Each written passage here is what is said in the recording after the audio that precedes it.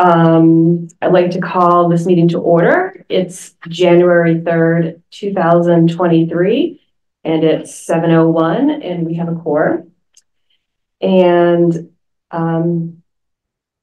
is there anyone who has any other additional items to discuss in this agenda tonight? No. Jen, could you please review the minutes of December 20th, 2023 with us? Sure. So when from December 20th, we reviewed the minutes from December 6th. Amy reviewed our presentation from 12:10 that she, Karen, and myself gave at the library. We had just under 50 community members attended, stated that the land will stay in APR regardless of sale or lease, and that relaxed the community attendees quite a bit. Lots of good questions from the community attendees. Public was surprised there was no line item on the town budget for orchard maintenance and wanted to know how that could be changed. And we referred to Steve Annuity from FinCom. Then Sarah discussed the walk that she and I took with over 30 people. Some people were disappointed they didn't get to see the inside of the buildings, but they were amazed at the extent of the invasives and the general state of the orchard, particularly what could not be seen from the road, what was further back. Lots of questions on specific areas of the property in terms of what was APR and what wasn't. Brad gave an update on the house. It wasn't as bad as we initially thought after the leak, but it still needs remediation.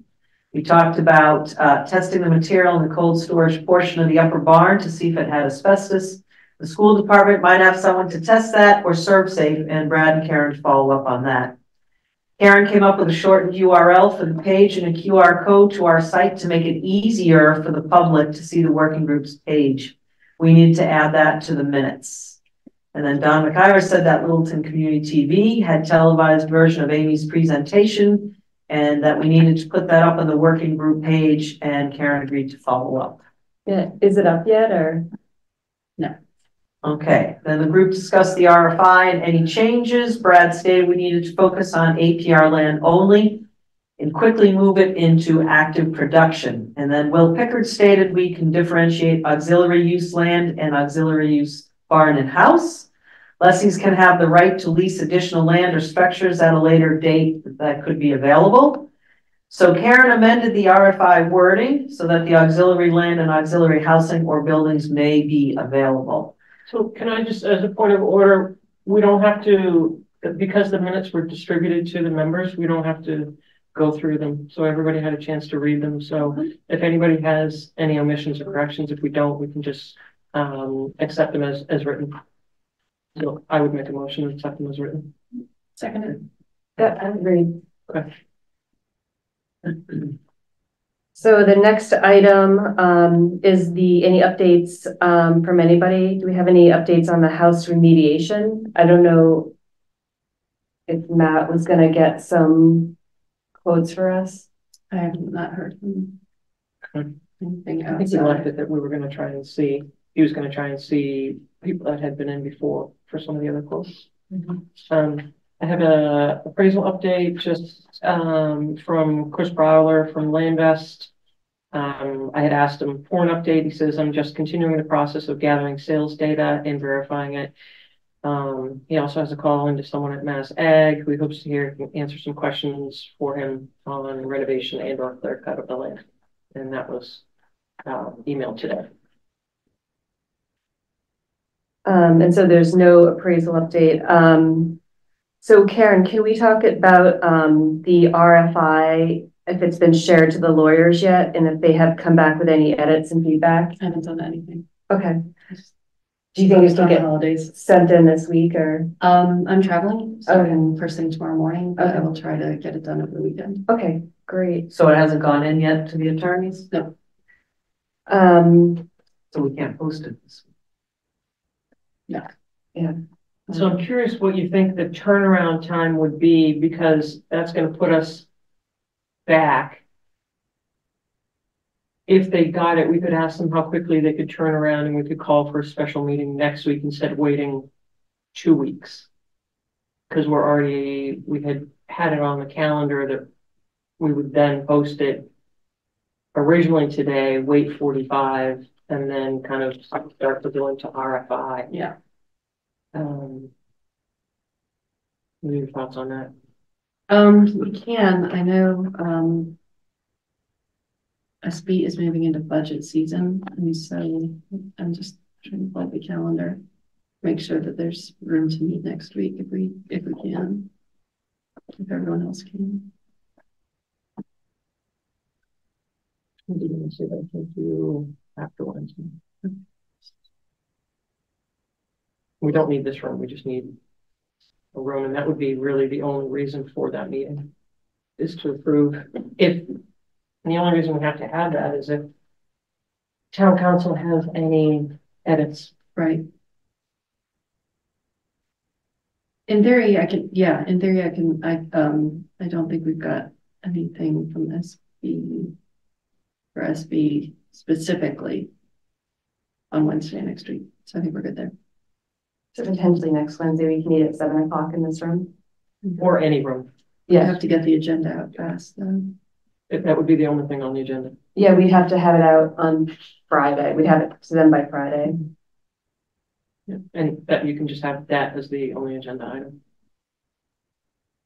This would be the discussion and approval of RFI.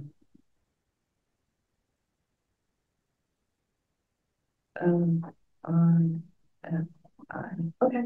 Okay, great. And that's with the thoughts of it, town council. Yeah, I'll update everyone once I hear back. So that would be, 10. So you're off email starting tomorrow, right? Yeah, no, but I can get back on. Okay. But I'm traveling most of tomorrow and all day Monday. But I should be able to get on. I'm just trying to think of what day council would get it so that we give them at least 2 days to roll it back to us. So if I can get it to council on Friday, they can get it, assuming they're in town. I mean, assuming they're not out of pocket. I've gotten a lot of out of office messages this week, today. I don't know. But I can't imagine it'll take her very long. But Okay. It depends on what else she has going on. Okay. We didn't make that many edits, though. No, we didn't. It was pretty But minimal. Do you want me to at least email her and Tom and just say it's coming on Friday? So that way, if they then said we don't have time, I could let you know. sure. Okay. I'd appreciate that. Okay. Do that if you want. Thank you. So, have that for Friday. And I'll CC you on that. Okay. Thank you. And so Karen, I know, so do we have money? I know we were gonna put some money aside, I think was it $5,000 or $5,500 aside? We were gonna ask for that, for advertising, so we can advertise the RFI. Has that been approved yet for us? I don't think it's gonna, I think we asked earlier and it wasn't gonna be a problem. Okay, so that's Fine. fine. So, yes, so I have, So I recall we talked about it. We did, and it got voted on. yeah, No, not here. At a SB meeting. Nobody jumped up and down and screamed, so. Jen has the actual paper. so this is the actual contract, which we will need to fill out and return.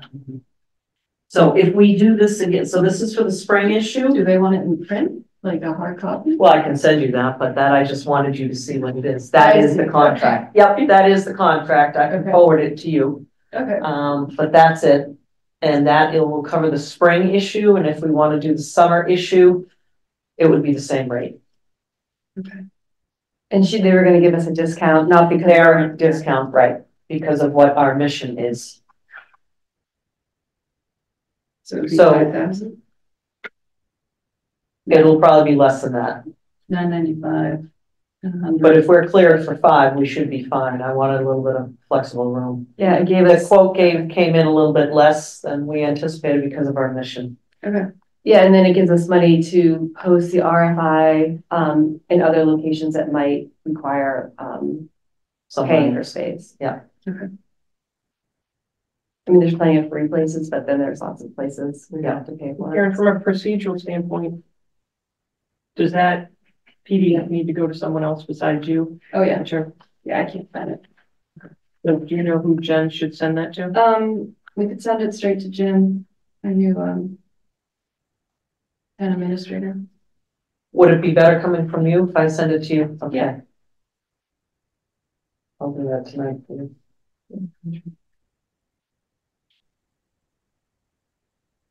And I know it was so close to the holidays when I had asked, but do you, in terms of putting an advertisement together, are there any sort of town standards or brand standards we should adhere to, like using the town's seal and using certain colors or using a certain font? No idea. Do you know who might be a good person to ask? I do not. Anyone probably- that submits any of the requests for bids would know because those would all have the logo on. Yeah, Lisa or Ryan would know for sure. I was just trying to think if there's anybody. Lisa Armstrong? Yeah, at minimum, I'd put the seal on. Yeah.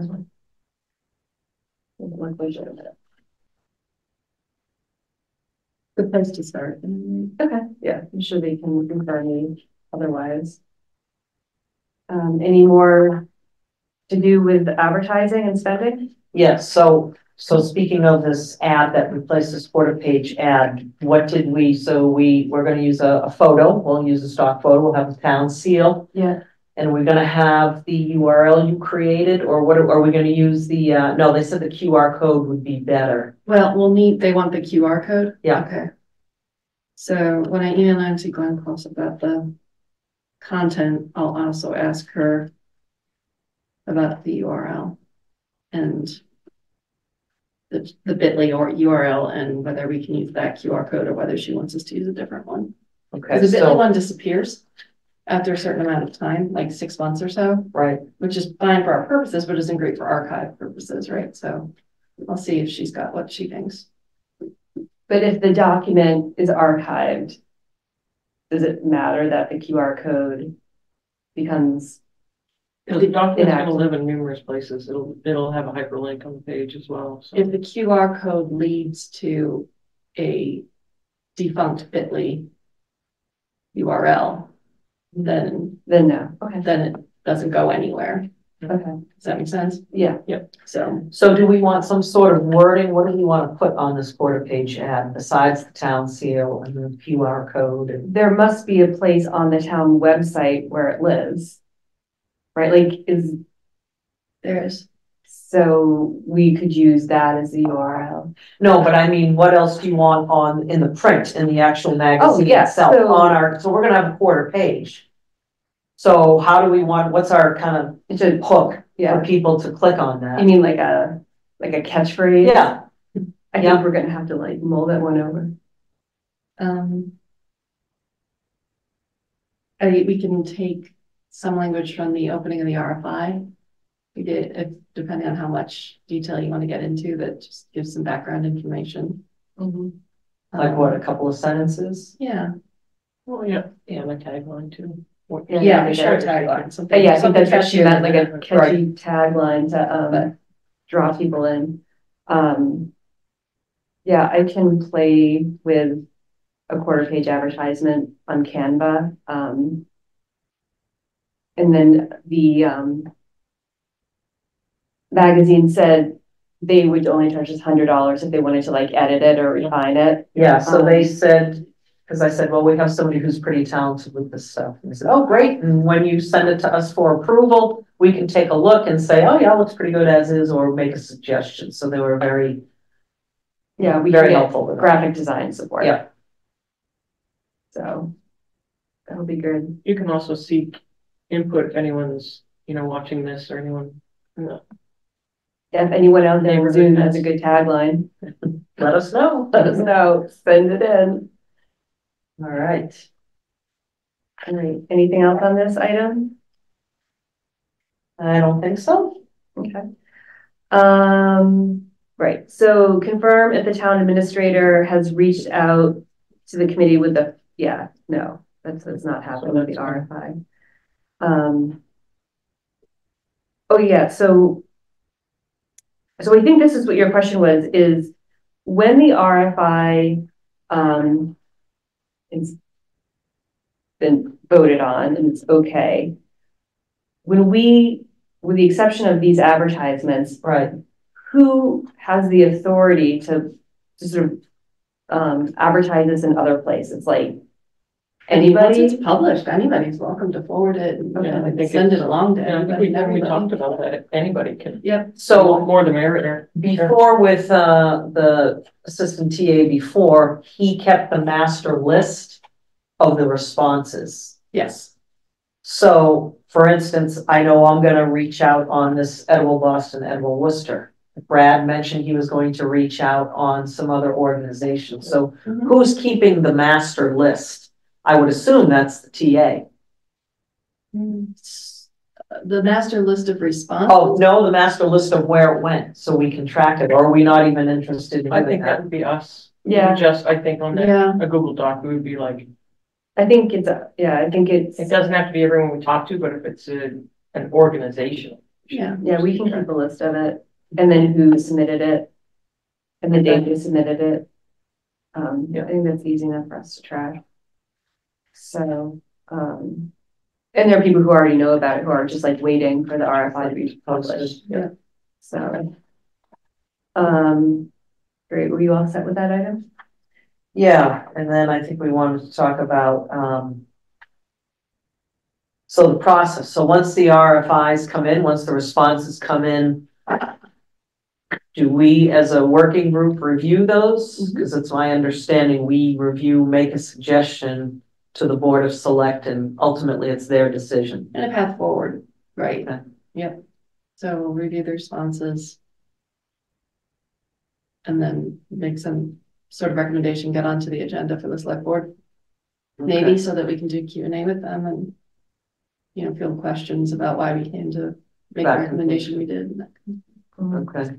Because I know we were hoping like there might be an email, a town email address, and that a committee member could also have access to that email list to be a second set of eyes for things coming in. That's what we discussed at the last meeting. Yeah, I mean, I'm happy to be that second set of eyes. If it needs to be a board of selectmen, that's fine. I'm not. No, I think it needs to, two people from this committee, and I think Karen, we talked a little bit about just getting another Littleton email. Yeah. Okay. Is that something you want us to do? To do that I too? can add it to my list of questions for Nancy. Let's see, just the responses and an auto forward or something, or auto CC.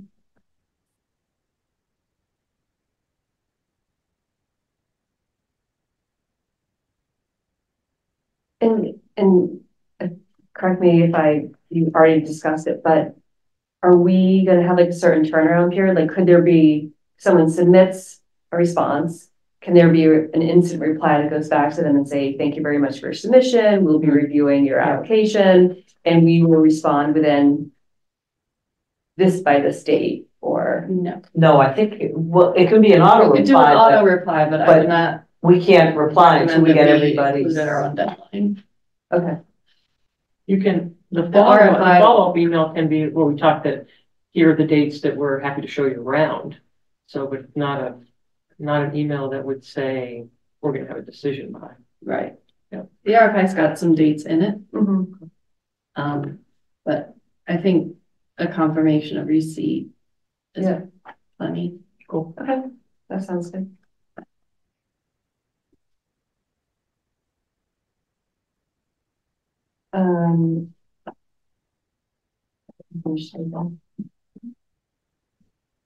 So for discussion, do we have anything on building repairs?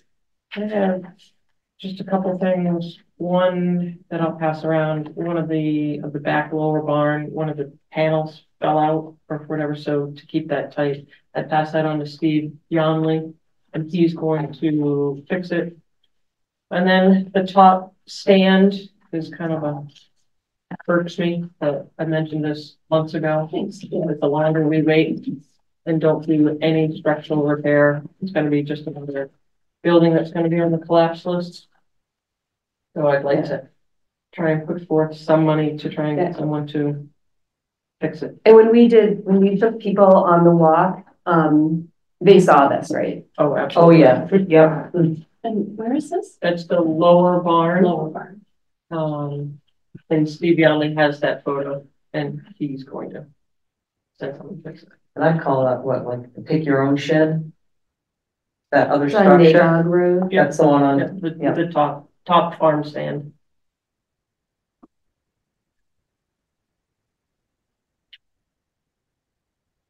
And I'm sorry, you said Steve is gonna fix that? Yeah, This no, too? the other one. The other one, but Yeah, this, that one's gonna need probably a little bit more resources. I know the last time we were in that lower barn, the Park and Rec's boat is still in there. Yeah. Is there any, has anyone asked them to remove it before the snow comes or No, I would talk to them assume- about- I mean, I'm sure it's because it's owned by Park and Rec, it's probably covered by insurance, so I would say it's committed to the spring at this point. Okay.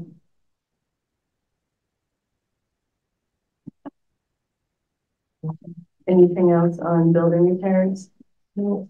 We got the glass was picked up in the, behind the top barn. Mhm.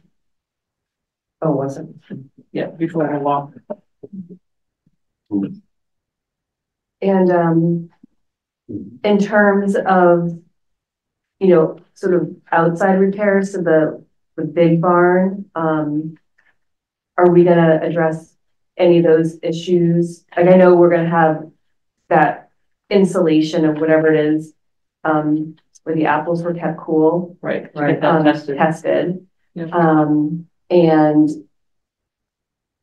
I think we have a estimate for that, but just in terms of like, all the siding on the outside of the barn is, getting dilapidated and old, and like there's a couple of broken windows. I don't think we've talked about that. I think the budget right now is on the house and to see what we can do for mediation for the mold Mhm. there and also get the testing in the barn, as you said, for the cold storage. Yep. And who is gonna get the estimates for mold removal? Matt, Matt, and he's not here today. but that's my recollection. Yeah. And maybe we can nudge Matt about or just ask him. Okay.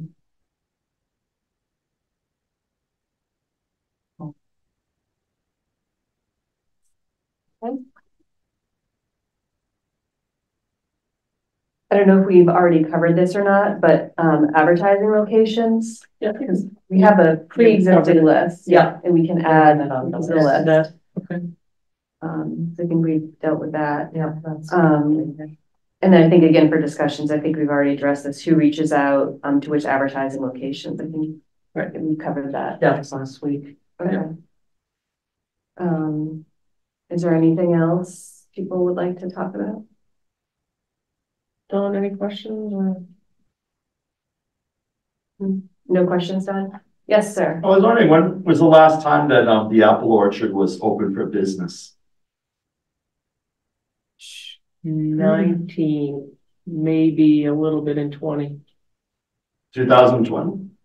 Before COVID, okay. Well, I remember when I was a kid seeing the apples on the trees and you could almost drive by and you just grab one. Or walk by and just take them. Yeah. It must have been better. Right. It must have been the fall of 2019, because then COVID hit. Right. And then, I know that and I don't have it with me, but I know a report to Mass Ed was submitted for 19. Mhm. And I believe there was a report for 20, but I don't know what the volume was. Right. I remember when I was a kid, my cousins and I used to go and, my aunts and uncles would go and grab the bag, pick the apples just like any other New England apple orchard. But, that was like the 1980s. But in recent years, it was like you drive up, you don't see the apples in the trees anymore, and you drive up and you buy a bag of them, You could do that, but I There think was- they still did pick Is their that own because the at town bought it No, before it was in private hands? no, well, I think they still had pick your own in It seems 19. like the style of the apple orchard changed from like like 20 years ago to like a few years ago. yeah, so Perfect. Wait, And that's this when the has Morrisons had it, and Okay. then Charles did work for them, and I think it was pretty active Yeah. for quite a while during But that transition. I heard some kind of a rumor, and I hope this isn't true, but somebody said that the trees aren't even usable anymore. that's correct. Is that so? So they all have to be redone? Well, but you have to remember they have a life expectancy as well. And Yeah. so some of those trees are 30 years old. Yeah. And you're really looking at trees viable through their 20s. Yeah. And that's with good pruning, good maintenance, fertilizer. You don't maintain them, they just. And the invasives take very over. quickly. Oh, right. Yeah, and this is something I just kind of spoke in depth about at the community meeting. So, you know, apple trees do have a life expectancy, right? And so as the Morrisons were probably aging, they were probably not making as many investments in terms of like taking out old trees and putting in new trees, right? And then, so the town purchased the orchard in 1999. Okay. And then Charlie officially took over. And when he took over, he was 60. So he is, you know, towards the end of his professional career. So for the first 10 years, you know, he seemed like he was doing a good job and maintaining the orchard, but then because the land is leased, right, he can't get the value out of his investments, right? Like he can't sell that property and take the cash with him, right? And that's kind of a challenge with leasing land and purchasing land. Like if you're only leasing it, you're going to put in limited investment in it, right? Because this doesn't belong to you and you can't walk away with it. And you know, I think, you know, that, and so for like family farms, like you find around here, you know, those are farms of intergenerational wealth. Right. Yeah, and just like passing farms along, right? And you know, you can't do that on leased land. And so if you know that one day you're gonna have to walk away, you're just not. And so he just wasn't pulling out the trees and putting in new trees. And then he wasn't investing in the health of the trees because it costs money to have them pruned and it costs money to buy the chemicals. Wow. And he just kind of like stopped doing it, you know, Like and the then chemicals, he did stop spraying. yeah, and Jen talked to the yeah. guy who we bought the chemical from. Right. When did he stop buying the chemicals? I don't remember the year, I'd have to look back at my notes, but it was interesting because they had a great working relationship for many years and then Charles just decided not to do that. You can't just stop spraying. Yeah. So in speaking with, we spoke with several experts like from UMass and things, and it was, you can get away maybe up to 2 years, but now we're on 3 years of not spraying. So while you may see an apple or two on the tree and they may look pretty good, and if you bite into it, they're not. They're not table apples, they're not farm apples anymore. They're just, which is sad because like you said, when you drive by and you see some green leaves and you might see an apple every row or two, they're just not productive, let alone the invasives. Yeah. I mean, they are all up and in the branches. Yeah. So it's sad to think about all those, but really. There has to be hundreds of apple trees, right? Thousands. There's the USDA said 5,000 to 500. 5,000 and then 500 fruit. Oh, yeah. How much time would it take? Probably what, maybe 10 years or so to get them back up to where they were? If you were to pull, you'd have to pull all the trees. Right. That is not a small task. Right. And it is not a cheap task. Right. Which is a concern, you know, for anyone who wants to lease the land, in my opinion, because they have to do all that work and they haven't even started their farm business. They're just like cleaning up. Right. They're not earning any income. And meanwhile, their Verizon bill needs to be paid and their, you know, car needs gas, right? So that's a challenge. And it's just, and apples might not be the best avenue as well. Yeah. But it's not for sure it's gonna continue as an apple orchard. As long as it's ag. So it could be different forms of agriculture. You know, you could. I was doing some research, different apple orchards that are in the area. And I found Groton, Stowe, and Harvard. Groton, Stowe, and Harvard all have healthy apple orchards open for business. So I thought, gee, that would be nice. I think it would bring Littleton up to the next level. You know, it would be a lot like those towns having a working apple. Yeah, and I think the challenge is apples, the price of apples is so low. Like, you know, those big wooden crates that you see there, like 2 years ago, one of those crates was like $95 worth of apples. $95 is not a lot of money. And then when I was delivering food to Loaves and Fishes, I bumped into an orchardist there who was delivering some apples. And he was like, yeah, those crates are $45. Like, there's no money in apples. And that's why when you go to all these apple orchards, like Carlson's are doing cider and pies and all this other stuff, because that's what's like really driving the business and covering the expenses and making a profit, because farms are businesses and they need to drive profit, and there's no money in apples. And diversification of their offerings, so if they're growing crops, other crops as well, so we have someone come in. Yeah, and a lot of orchardists are switching to these other varieties. They're shorter, so the labor time in terms of picking is faster, and it's not as difficult, and people aren't climbing your trees and breaking the branches, right? Which is always very difficult.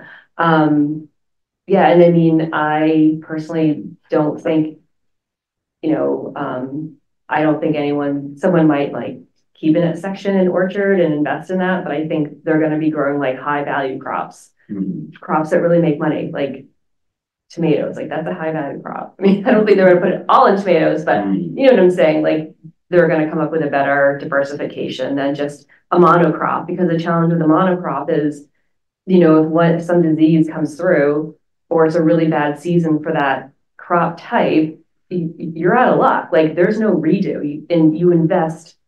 People don't understand how much money is invested in the beginning of the season to make a profit at the end of the season. And you can invest all that money, and if Mother Nature comes in and wrecks with your plan, you're done. That's what happened with Georgia with the peaches this Right. year. Yeah. So, That was brutal. for diversifying a farmer's risk, they're going to have a bigger crop mix, or maybe have animals in there. And at least when, there's been this conversation about, haying the field, putting it into hay, with hay, you can cut that 3 times a year. That's money 3 times a year. And if you're super lucky, 4 times a year, right? So, hay is more profitable to a farmer than apples.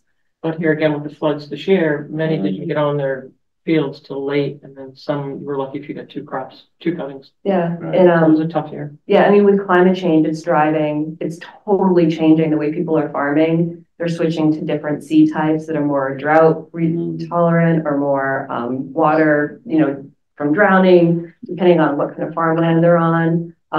There are now crops that you can grow here that you never could be able to grow before. I mean, the farm I was on, we grew okra one year. Like okra is not a New England crop. It's not, and it shouldn't be growing here. But you can in a really hot summer. Well, avocados. Yeah, those are super water intensive, and so unless you have access to a well, free water, which we did not, you're not going to do avocados. Right.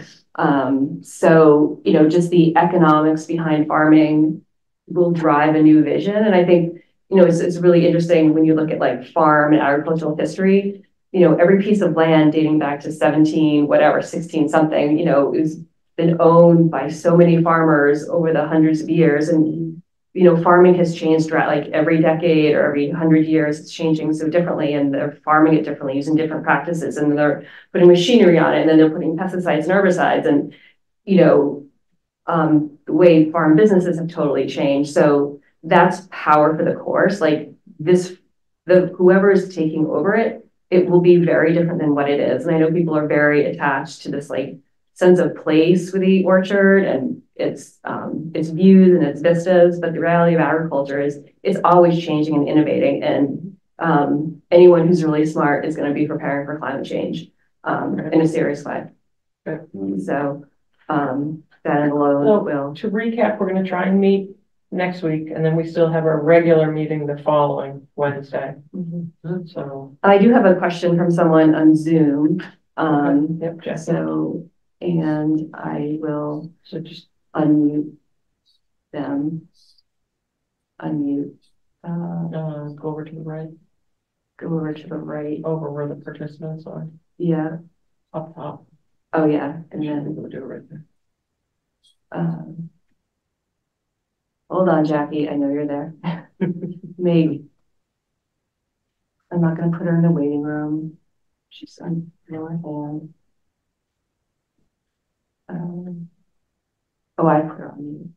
Okay, Jackie, can you hear us or ask your question?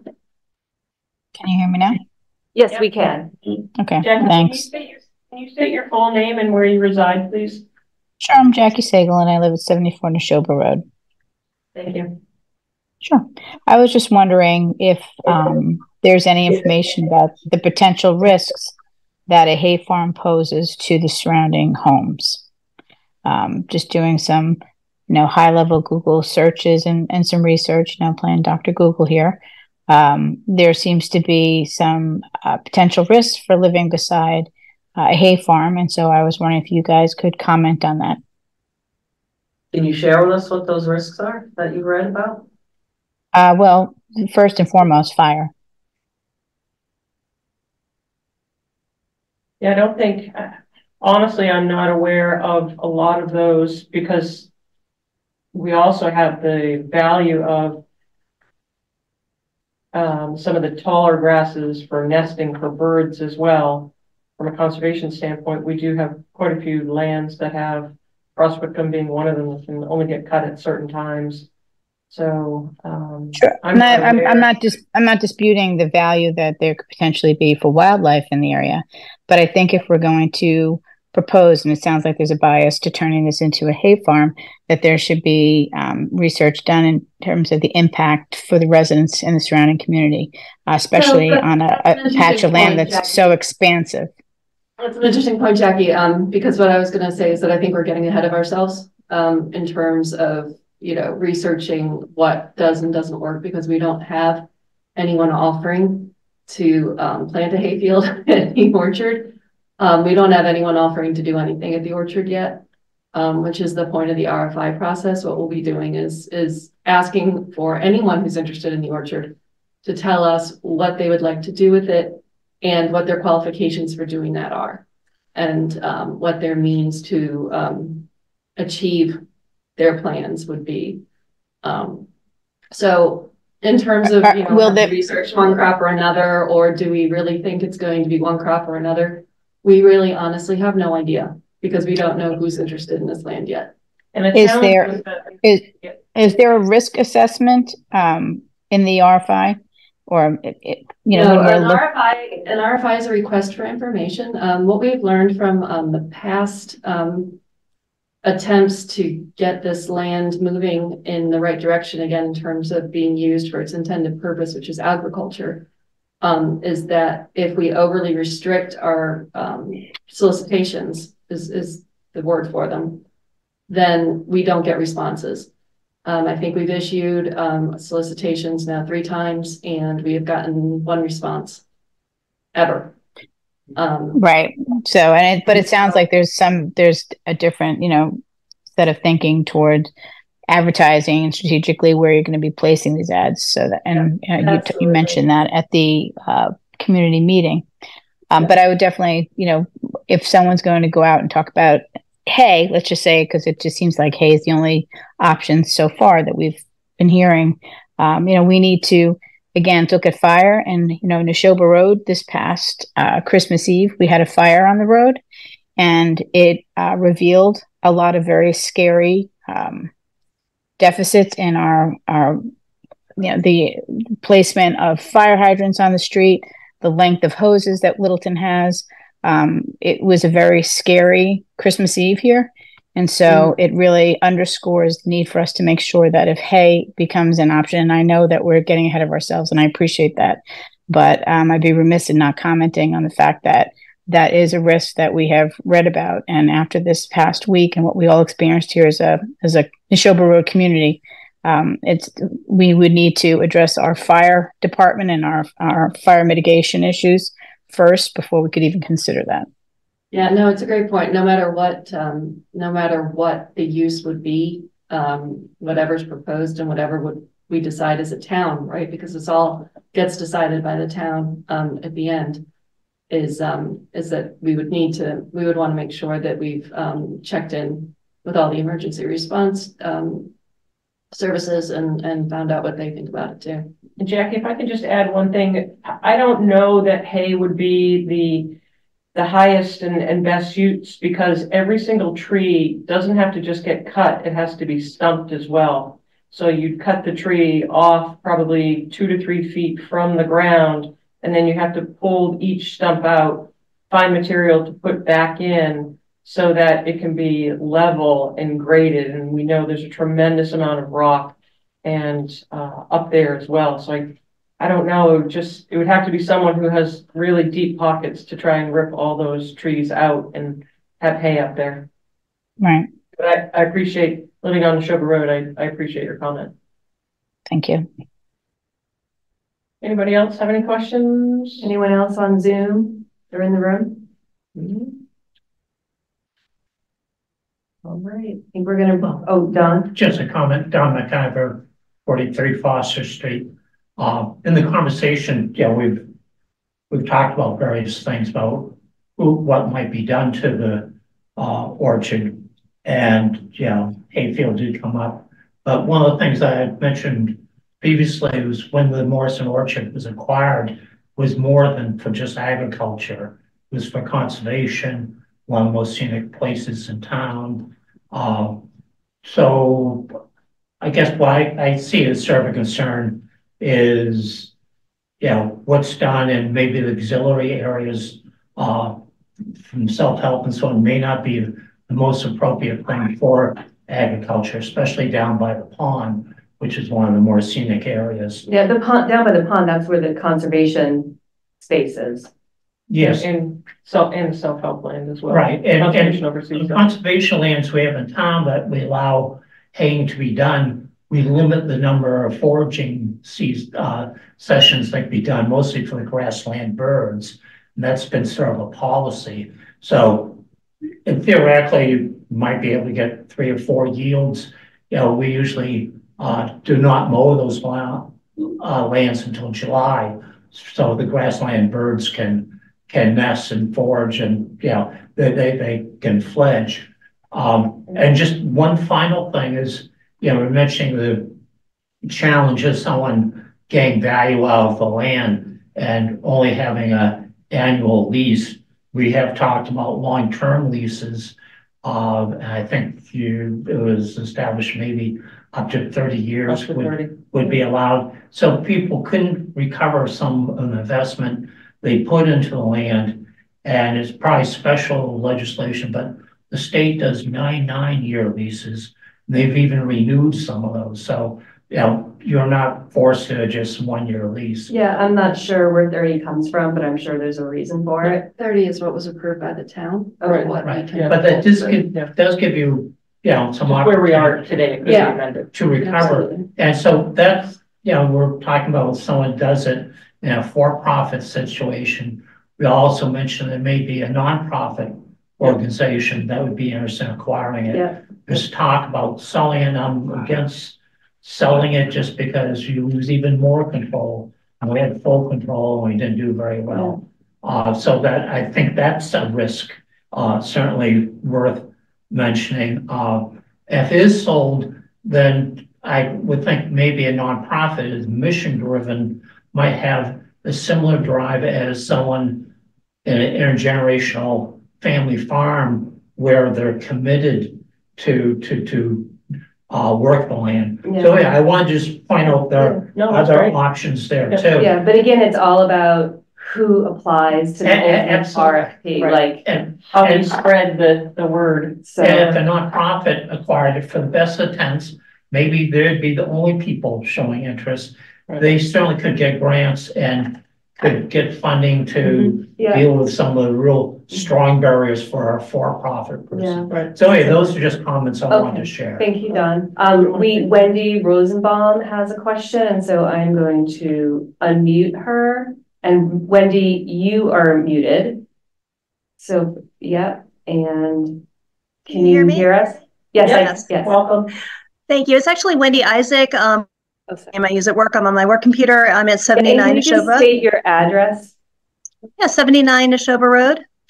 Thank you. And I guess the question I have is, I'm not sure it would be part of the RFI or if there's a separate process. I've been to a bunch of these meetings. I appreciate the transparency around it. And I guess what I'm not hearing a lot about is what kind of review is happening to kind of make sure that as we move forward with whatever RFI is chosen, that the town role in this goes better than it did before. I'm hearing a lot that, Charlie didn't do this, Charlie didn't do that, Charlie got older, Charlie didn't have generational wealth or the opportunity to build that. So Charlie, cut corners, didn't do what he needed to do. But ultimately, the town had an oversight relationship in here that they failed.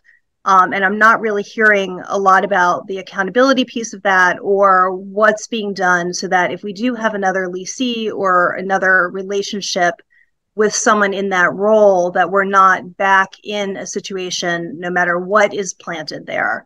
And so I'd be interested in hearing kind of what process is happening to review how we got to this situation, because it's not just really Charlie.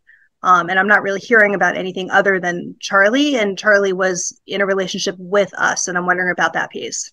Yeah, that's a great question. Do you want to start, Karen? I mean, so part of it, sure, is that I think we're no longer married, for lack of a better word, to the lease option. Whereas before, I think that was absolutely what, there's no question that the town was absolutely going to hold on to this land, and a lease was our only option.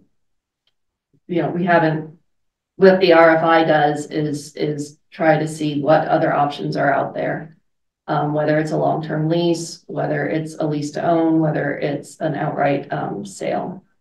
So depending on what the situation is that we find ourselves availing ourselves to, we'll be able to apply the lessons learned. But certainly, just off the top of my head, one of the things that has changed is that we're working as a town to finalize having a facilities director on staff who will be who we can task with including checking up on the orchard as part of their work and they're part of their day-to-day job.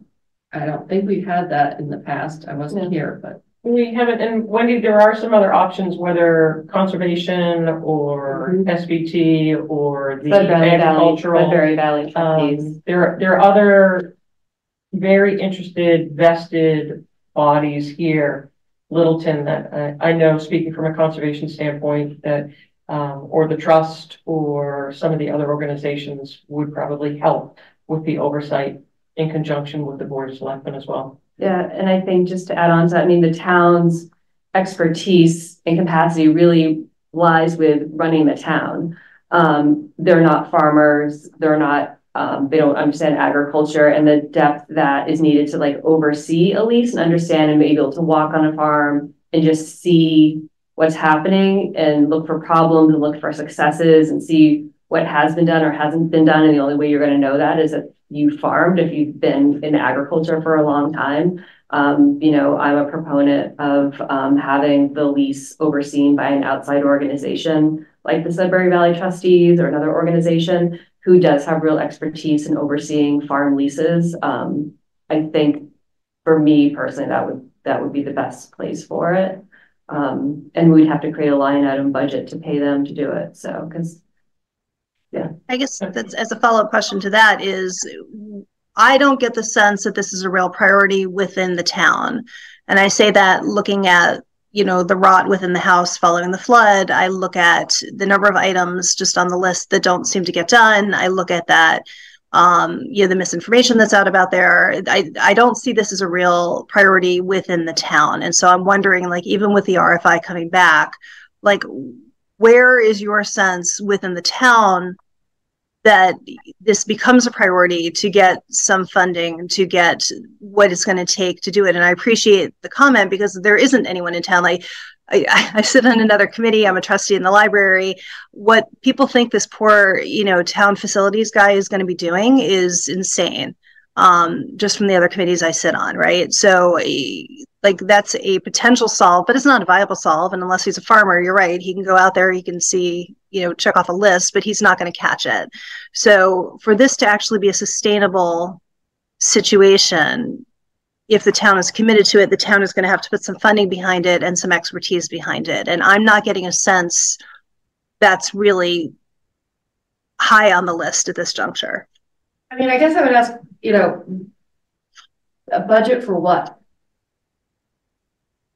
Right. So if somebody proposes a cultural center that includes agriculture as part of that culture, and they want to purchase, that's one set of expenses, right? If we're talking about somebody who wants to make a go of apple farming, and wants to do it based on a lease to own, that's a different set of expenses. So I think, I respect and share the frustration that nothing is, that folks are looking at these apples and looking at the orchard as they're driving by and nothing's happening. But in terms of budgeting, I think it would be unwise to be throwing a whole lot of money into the orchard at this point, because I agree. don't know what somebody's going to want to do with it in a year. So I agree. I'm not worried about the apple piece. I mean, I respect that the apples, that ship has sailed. And I think that, you know, I'm hoping that people are taking a long look, because that didn't happen overnight. You know, and we watched, like my girls actually watched Charlie put in new apple trees behind the house that's flooded. And, you know, but where I do see the town falling short, and then, you know, I'll yield time to let, so this is not the focus of the meeting, but like, it's a disaster in there. And like, I'm not seeing that really be fixed with the thought that, well, we don't know what's happening next, or we don't know. And like, there are things that can be repaired there now. And I sit at the meetings where the town votes for a feasibility study of hundreds of thousands of, like, thousands and thousands of dollars to see what to do with Shaker Lane or things like that. And like, these aren't even being proposed to the town to say, okay, so what else can we do with this plot of land? Or can we at least fix the damage we caused as the town by not getting the tanks filled so that it was heated? Like, we did that. And like, they're not even like asked. A minute ago about remediation earlier in the meeting. So yeah, so Wendy, as one of the original members of this committee, no one's more frustrated than myself. And there's only so many times that we can ask, and it's your select board that either moves this forward or doesn't. So there's lay people on this committee. We work hard. Some of us are here because we love the orchard, we love the town, but unless the townspeople and unless the Board of Selectmen put this foremost on their to-do list, we're just going to continue to spin our wheels. And I think I appreciate the transparency on it. And I think you've got a very active group at this point that is happy to help you not spin wheels, because we definitely feel and are seeing in real time that this is not the priority. And I think that's a pretty significant concern at this juncture on this end as well. So we appreciate it. Thank you. I appreciate your sentiment. Do we have anybody else? Good, that I can say. Is it new information? New information? We've got a hard stop in 5 minutes because we're going to quorum. So I'll be quick. I also have been participating in the open space and recreation plan report, and sitting in as a citizen, but having been on that committee a few versions ago and so on, have a lot of insight.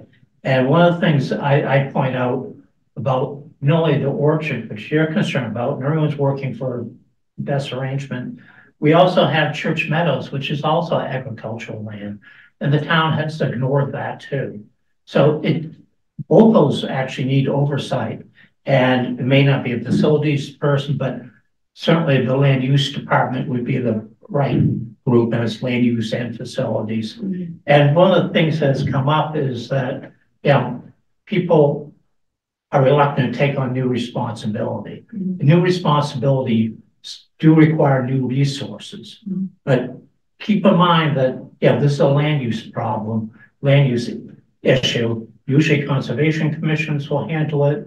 Sometimes planning boards and conservation commissions, you see that in other towns. So just keep that in the back of your mind. Mm-hmm. We may need oversight by a group that is willing to take it over, but they also may need new resources.